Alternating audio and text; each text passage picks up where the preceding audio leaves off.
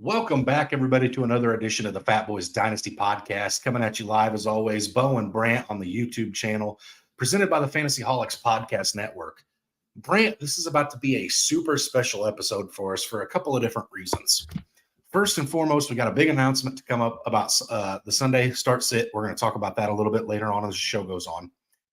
We're both getting ready to go on vacation to go watch some football in person. And I don't know how you could not be excited about the two explosive offenses we're getting ready to go witness. One of them hung up 13 points on the New York Jets. The other one managed 21 against the Carolina Panthers. These two teams are just as hot as can be right now, Brent. So it's about to be an absolute slugfest, offense down your throat all game. There'll be nobody sleeping. It'll just be standing at attention at all times. And then to a serious note, we are both in so many leagues that we're making this grind ourselves, but it's time to start getting into that playoff mode for fantasy football, Brent. It's right around the corner. And really, this is the week where you've got to make your roster changes to get yourself in prime position to make a run at that title. Absolutely. This is the time where you got to drop maybe some dead weight that will never make your lineup. Go out and make sure you're cuffing certain running backs, even if they're not your running backs, but you're cuffing them. And then the biggest thing in my mind, and one thing that can win some games, is your defenses. So right now is the time to really go out and try to start streaming your defense. Try to start finding what defense do I want for week 15, 16, and 17. I'm sorry, guys, if you go to week 18, you're on your own. These fat boys do not go to week 18 because we don't believe that's a true week when it comes to fantasy.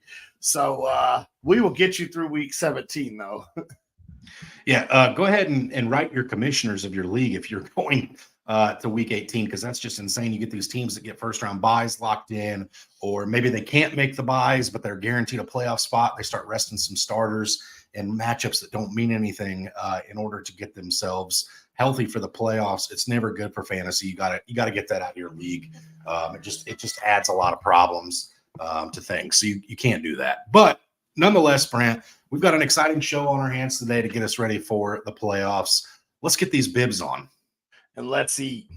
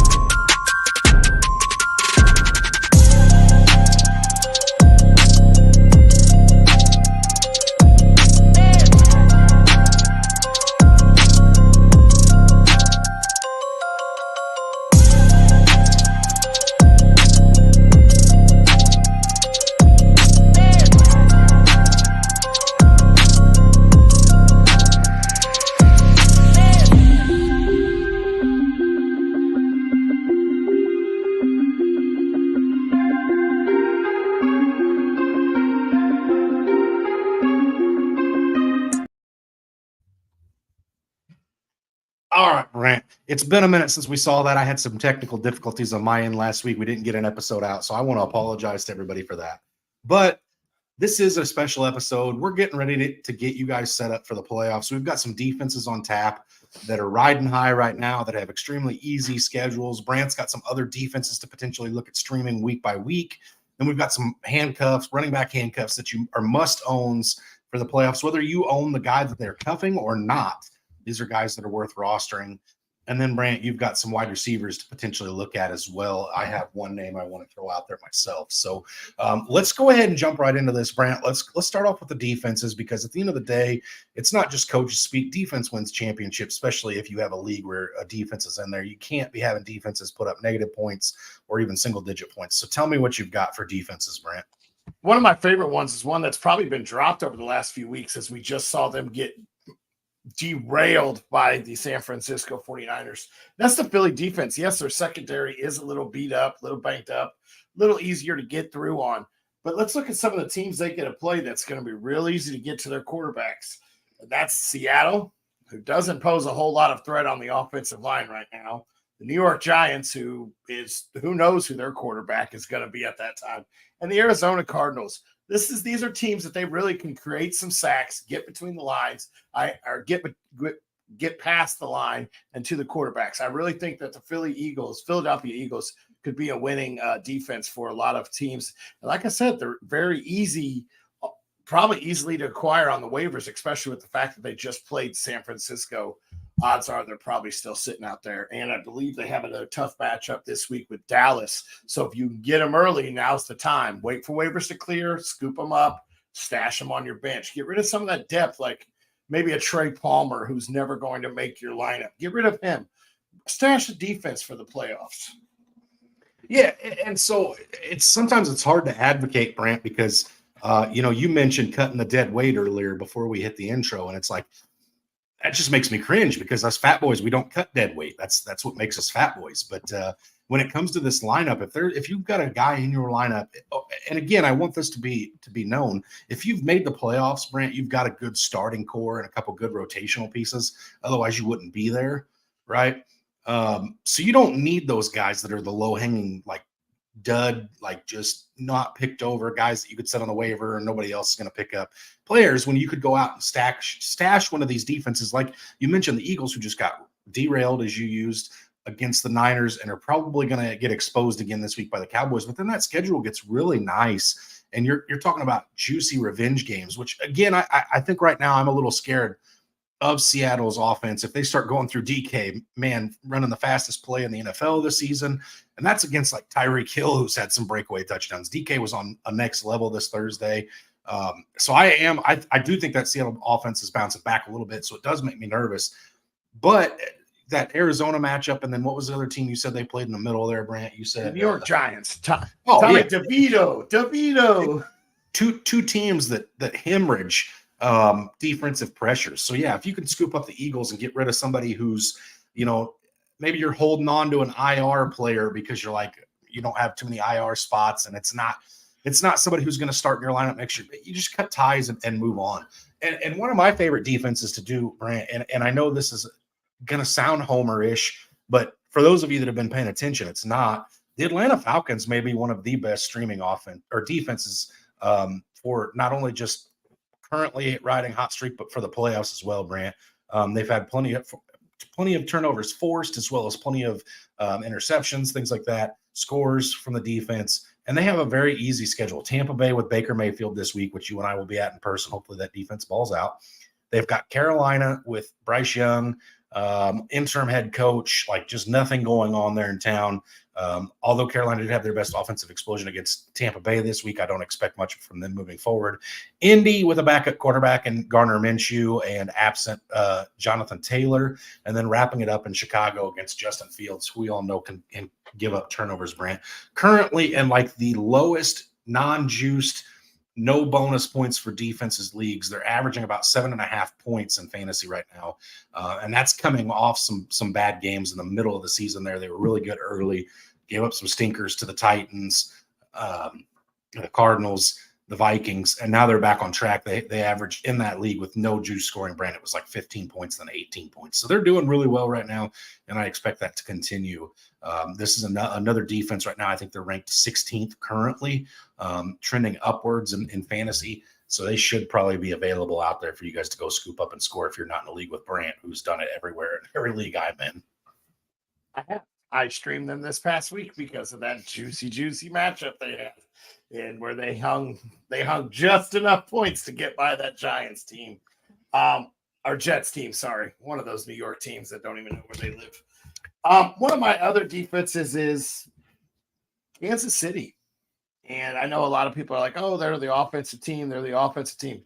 Right now, their defense actually ranks in the NFL higher than their offense does. I don't have the ranks offhand. I did look at it last night. But they get New England, who can't hang any points up, but they're not even sure who their quarterbacks is. Then they get the Raiders, who's with backup quarterback Aiden O'Connell. They have been serviceable. And then they get the Cincinnati Bengals. They get all three of those games in the playoffs. Team that can't hang points and two backup quarterbacks. Give me the Kansas City defense, creating some turnovers, creating some sacks. Outstanding defense they have been, and I do believe they are on waivers in about 50% of leagues. Yeah, I first of all, Brant, Kansas City's defense is definitely playing the best Probably the best defense Patrick Mahomes has had that I can think of. They get pressure. They're decent and contained. They're not getting beat by big plays and shootout games like they have in the past. But it's definitely one. If you can get them with that playoff schedule, that's really nice as well. That may be another one that you can set in your lineup and worry about other spots and not have to worry about your defense. I thought the Falcons' schedule might be one of my favorites out there for remaining teams defensively. And then I saw this one and I was like, how is that not being talked about? The Green Bay Packers, who just beat the Chiefs last night, Brant, on Sunday night, face the New York Giants this week, Tampa Bay, Carolina, and Minnesota to end the season. Talk about teams that don't know their identity. Talk about teams that don't know or trust their quarterback. That's insane to me. And this defense is still not 100% healthy in Green Bay. You got Jair Alexander, who's still been banged up. There's Rashawn Gary's really started to get going here lately. This is a defense that's putting pressure on the quarterback, good linebacker play, and they're ball hawking. They're taking the opportunities to make plays for their team. And Jordan Love's been pretty good, too, taking some pressure off this defense, keeping them off the field so they don't have to be out there all the time. These guys aren't exhausted. This is a defense that I think could make some really big news as far as being a potential league winner. I know you don't hear that very often when it comes to defenses, Brant, but this Green Bay Packers team is one I think you could see score 15 points in every one of these matchups to end the season. Yeah, absolutely. They're a team. They looked phenomenal last night. I didn't realize how good their offense and defense both looked great last night. This is a team that definitely you could be getting on board on, but you may have to get on it real quick before they do it again. Is Christian Watson a must start now after back-to-back 2 touchdown games again?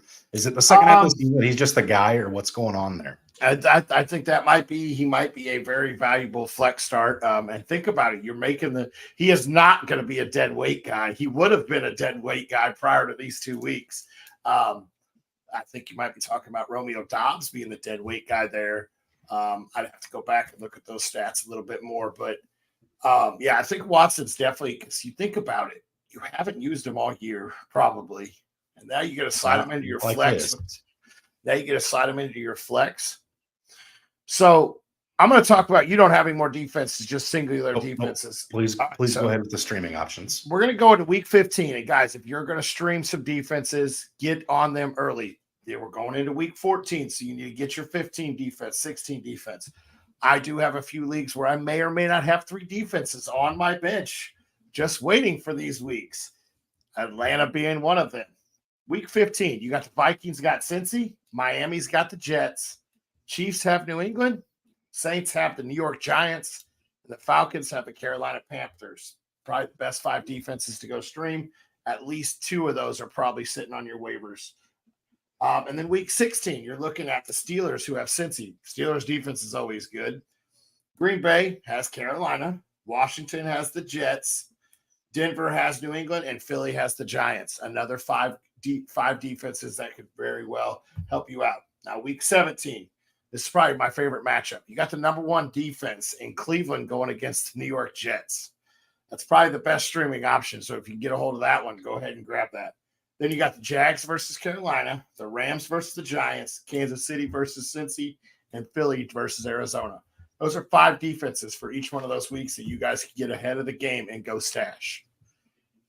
Absolutely. And again, Brant, I can't emphasize enough. If your league has the team defense, special teams plays in there, these are important come playoffs. You can't just abandon these and right away. We actually had a question on our live start sit this Sunday, Brant, that made me realize how scary the Baltimore Ravens playoff schedule is. That's been a really serviceable defense all year long. If you've had them, you're probably not even considering looking at other defenses that might be available, but their playoff schedule is really quite deceiving. And I'm not sure I have a whole lot of hope for them to put up a whole lot of points. They're currently the number 2 overall defense, Brant. They're coming off of a bye. They have the Los Angeles Rams, Jacksonville Jaguars, San Francisco 49ers, Miami Dolphins. I don't hold a lot of hope for them to keep those teams under 20 points a game, maybe some turnovers. But, man, you're talking about some really high-powered offenses coming into town there.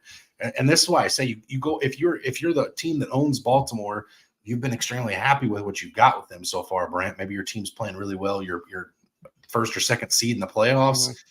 and all of a sudden your team's getting torched by the Miami Dolphins, and you're playing some team that's like 7-6 making the playoffs, who has, the Kansas City Chiefs defense or the Philadelphia Eagles defense for week 17 against the Arizona Cardinals. And all of a sudden your good team's matching up with another good team, but they got the edge on you with defensive points. It happens every year in fantasy, Brent. It's a forgotten position. Mm-hmm. And if your league has it, you have to stay on top of it. Yep. Kickers, I'm not going to go into it. Kickers are also a forgotten position. I may or may not have won my title because of the fact that I swapped my kickers last minute. And instead of a rainy, sloppy game, I went into a dome kicker, and I had Matt Prater, who I think hung like 18 points for my kicker that week. He had like 3 50-yard bombs and some extra points. So keep an eye on your kicker. Really keep an eye on this weather here. Also, I'm not going to go through names because weather changes so much. And we will be Sunday mornings live start sit to be there too. Go ahead and keep you informed on weather of games and what to look for. But all right, Brent, let's get into these handcuffs. But before we do, I think it's worth prefacing, you don't necessarily have to own the starting running back in these teams. If you've got available bench space, picking these guys up sometimes can be just as good for you as it is bad for your league mates. And if you're in leagues like I'm in, I love being able to hold something over one of my friends' heads and say, look what I got that you want, you can't have, or that sucks to suck. You're not going to win this week because I have that player that you need. So this is that chance to go do that for the playoffs when it really, really matters, Brant. So who's a running back that you're interested in for this playoff stretch that right now is not the starter on their team, but very well could be? Let me tell you, they played the number 29th ranked defense in week 15. They played the number 27th ranked defense in week 16, and they play the 31st ranked defense against running backs in week 17. So if the starter goes down in Philadelphia, if DeAndre Swift goes down in Philadelphia, you get a cheaper version in Kenneth Gainwell. He can still run between the tackles. He will still catch the ball in the open field. This is a must-own handcuff for me. Like I said, 29, 27, 31. Seattle, the New York Giants, and Arizona, some of the worst defenses against running backs and fantasies, absolutely should be automatically rostered somewhere in your league. After waivers clear, go out and pick him up. We've seen Swift go down with injuries. We know Philly has a tough schedule. They're coming off a tough game. They play a very tough defense this week. You could really easily see, I don't want to wish injury on anybody, but if Swift goes down, Kenneth Gainwell could be a huge upside for anyone that's holding on to him. Absolutely, Brant. I'm going to talk about these two guys here in like the same breath here, Brant. So I'm just going to go through them pretty quick. And again, of course, I'm not wishing injury on the starter for this team because I have him in several leagues and it's my team. That's the Atlanta Falcons with Bijan Robinson. And of course, that means I'm talking about Tyler Algier and Cordero Patterson. Now, right now, Cordero Patterson, I'll start with him first because he's got the least value of the two if there isn't something that happens to Bijan. But right now, Cordero Patterson is averaging 4.3 yards per carry, second highest on the team behind only Bijan. He's actually out carrying yards per carry over Tyler Algier. And if either of Bijan or Tyler Algier get hurt, Cordero Patterson steps up into that number 2 role, or if it's it'd be a 50-50 split with Algier because he's a better pass catching back than Algier. You could really see Cordero Patterson get back into that hybrid role, Brent, that he had in the 2020 or the 2021 and 2022 seasons where he finished as the RB9 and RB30 respectively. So this is a guy that, again, he's running angry. If you watch the games, he's looking for contact. He's looking to go run people over. He's a big physical back that by the time it's the fourth quarter, defenses are tired of getting hit by him. They're shying away. They're going down for his legs. He's hopping over him, taking him off. And again, he's got Carolina, Indy, and Chicago to finish the season out. Pretty good matchups. Same for Tyler Algier. Now let me get into him for a minute. So in the 2 games this season, Brant, that he's got over 50% of the snaps, both games he finishes a high RB2 with RB1 upside. What I mean by that is, had he have had a touchdown in either of those games, you see his value go way up. The Atlanta Falcons' identity at this point is a running team. Drake London, Kyle Pitts, those are all great. Desmond Ridder is not. Arthur Smith is not. What Arthur Smith does do well is run the damn ball. If Bijan Robinson goes down, Tyler Algier is the league winner in fantasy football, Brent, because we already know Arthur Smith loves him anyway. And if there's no Bijan Robinson in town, Tyler Algier is a league winner. Absolutely. Absolutely. Go out, get that guy. A lot of people have started to drop him because Bijan has taken over, but that is definitely one guy I'll be holding on to if possible. And then this one's another one that it was really shocked me when I just looked. He's about 20% owned in most redraft leagues. Dynasty, I'm pretty sure he's owned pretty much across the board. And he gets the number 26th ranked running defense, 18th ranked rush defense, and the 32nd worst, or the worst rush defense against fantasy running backs. And that is Joshua Kelly of the Los Angeles Chargers. If something happens to Eckler, once again, we've seen Eckler go down with injury. Joshua Kelly gets a pretty tasty matchup where he gets the Raiders, the Bills, and Denver. Denver is actually giving up the most fantasy points to running backs. Shocked me when I looked that up because I could have swore it would have been Seattle. We're actually third worst. But I'm going out and I'm picking up Joshua Kelly's another guy that definitely should be out there and rostered on most teams in fantasy. I think Joshua Kelly's got some standalone value as it sits right now, Brant, because we've definitely seen the usage of Eckler be down a little bit from what it was in the past. Eckler's not really a bell cow anymore like he used to be. And I think a lot of that has to do with Joshua Kelly's looked good enough to earn a role on that offense. So both running backs that I have actually just spoke about, one is ranked inside the top 50 and the other's inside the top 55 running backs on the year, actually. So yes, they do. And they're starting to see it more. And the Chargers may shut Eckler down because they're not in playoff contention. And Philly, you could see Philly really lower in the work order for Swift as well as they go into the season. Maybe not so much after taking that L last night, but they definitely could be considering to lower his workload. Sure.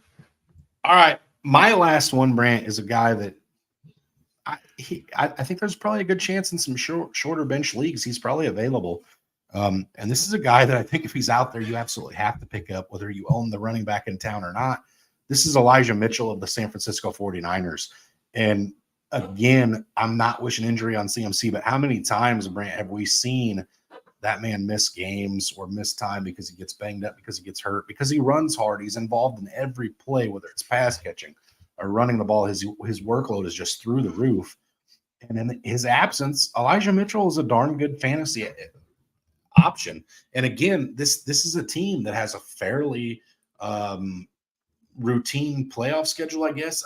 I don't know if you want to necessarily call it that, but it's not a playoff schedule that scares me off of running backs, Brant. They have, let's see here. They have the Arizona Cardinals week 15, who everybody runs all over. Week 16, they have a tough matchup in the Baltimore Ravens. And then week 17, they have the Washington Commanders. So these are all teams you can run on. And if CMC happens to not be available, you're talking about Elijah Mitchell as a guy that helps win leagues as well.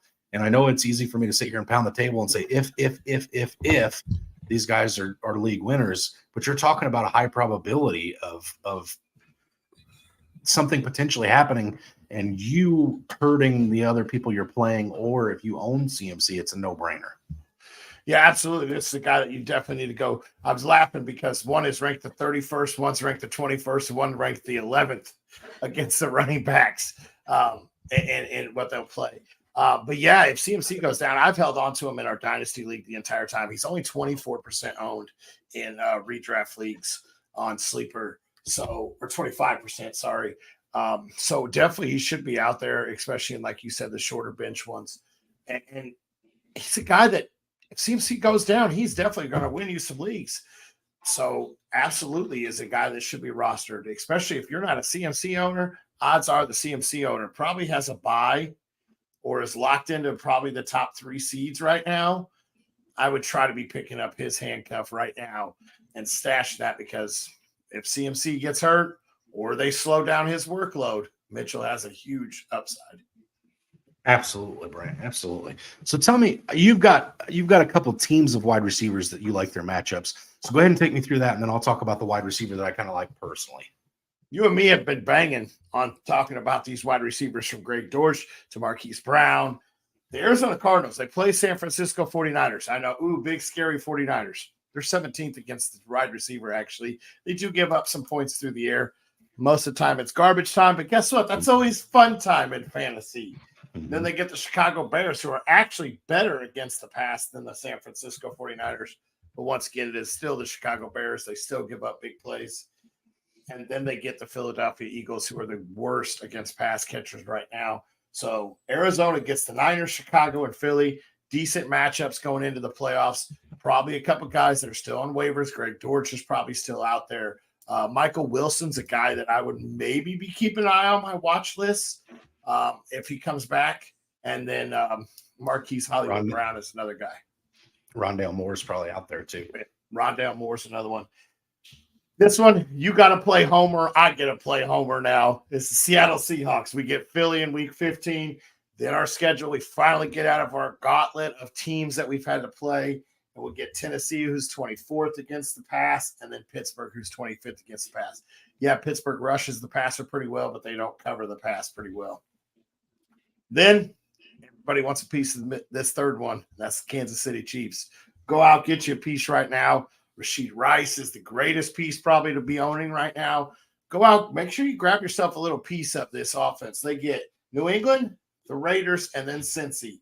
The Raiders actually ranked 13th against the pass, so that's a tougher matchup, but it's still the Kansas City Chiefs. But New England and Cincy are still in the bottom tier of pass defenses. So those guys are, easily rosterable.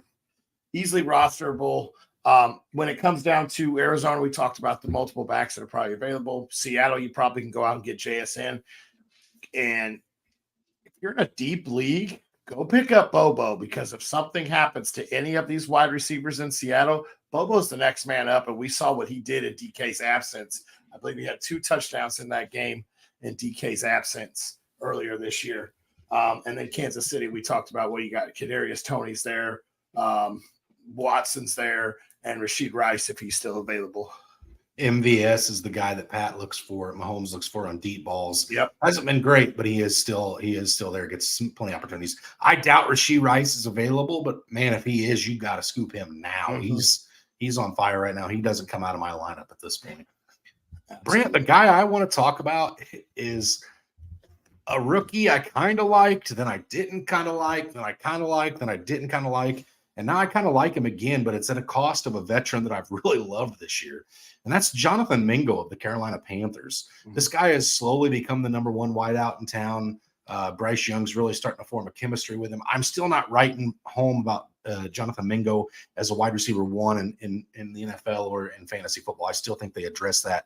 I think T. Higgins is in a Carolina Panthers uniform next year, but we'll talk about that on a different show for a different day.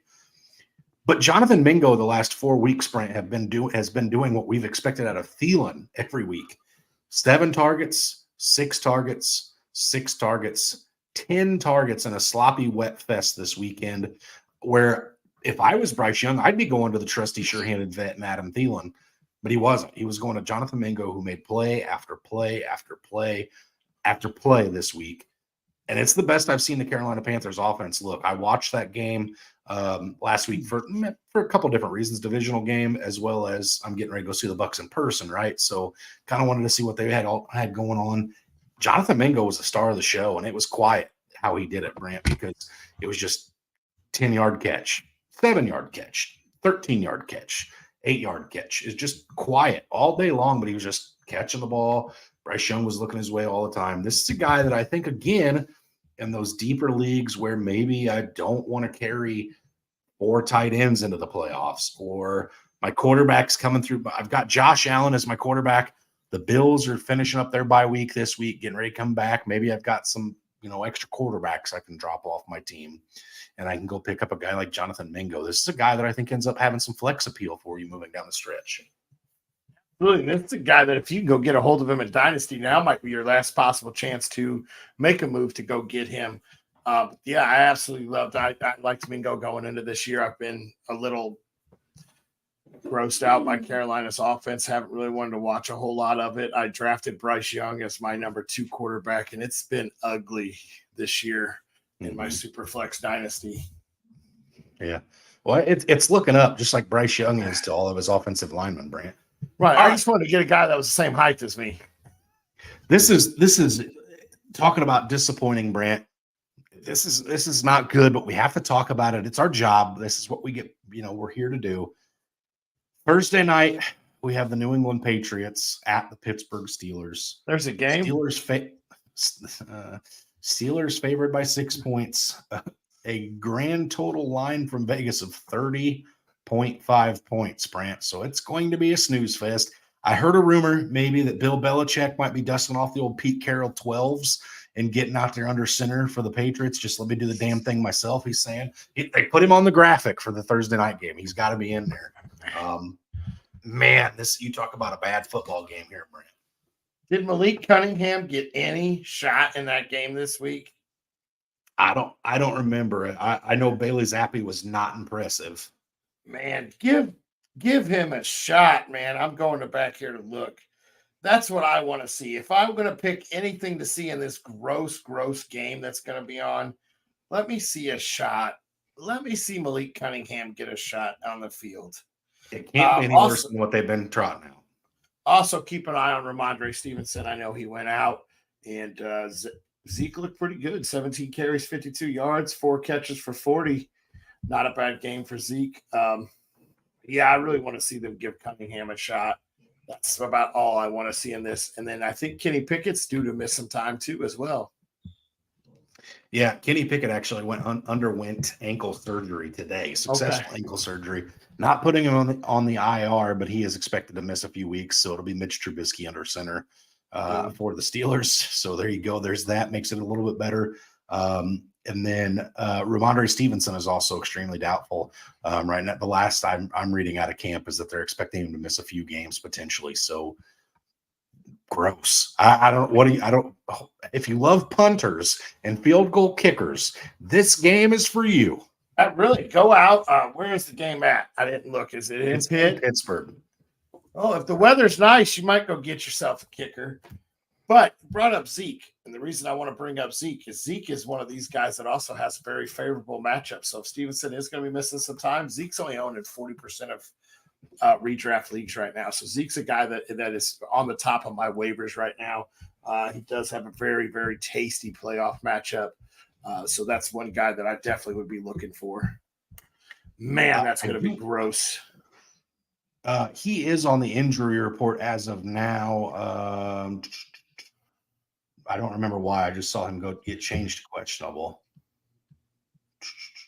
Thigh injury. So potentially keep an eye on him too. I don't know how much they give him work. Like I said, Brent, this game is disgusting. This is one I'm going to watch it just because I'm going to, but I don't know how excited I am to watch this. I'm kind of glad I won't be home. My kids have a game that night. There's a state championship game across the street. I will go enjoy some school basketball over that.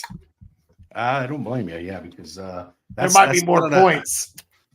Well, there should be. There should be. You could put on like a game of kickball on the Ocho, and I might watch that over this game. But nonetheless, that's what we've got for you this week, Brant. It's time to start making them moves for the playoffs, getting yourself ready. That does bring me to the exciting announcement I have.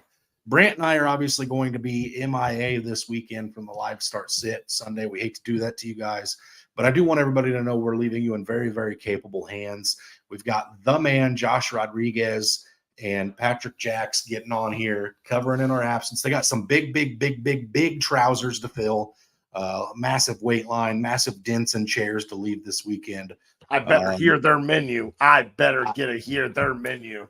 We'll be on there to make sure we chime in to make sure we hear what's on there. You and I will be stuffing our faces, I'm sure, with some pretty good food down in Atlanta. So it should be a good time for us as well. And like I said, there's always that chance, Brant. We may pop on and just say hello. Absolutely. Guys, this concludes our episode this week. As always, stay hungry. Stay fat, my friends.